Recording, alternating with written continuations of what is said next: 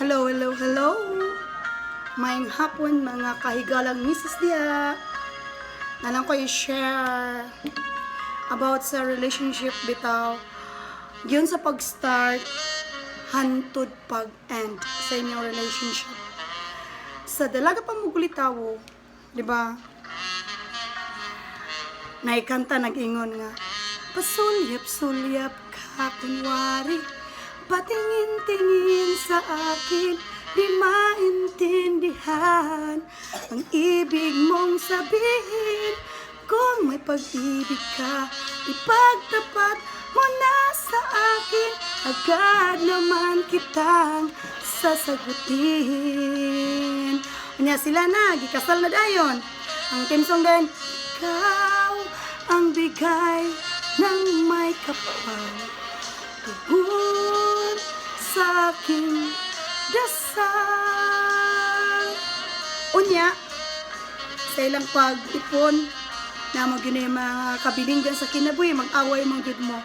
Diyo din sunod ang team song nga, aray, aray na kong,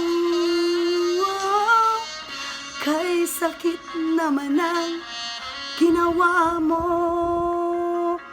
Unya, dito na, ning aray na ka.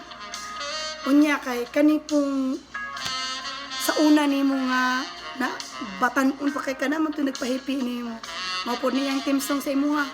Kung ako na lang sana ang iyong minahal, di ka na muling luluha pa, di ka na kailangan pananan. Ana, then karon kay katong partner nimo nga nakaamgo na siyang gibuhat. Day, muna na iyang team song day. Nga na siya, love will lead you back. Someday I just know that love will lead you back in my arms. Nya kay dili naman jud ka ganahan makigbalik niya. Sao na lang mga gid niya. Nya magbugo siya nimo. Dili naman jud ka.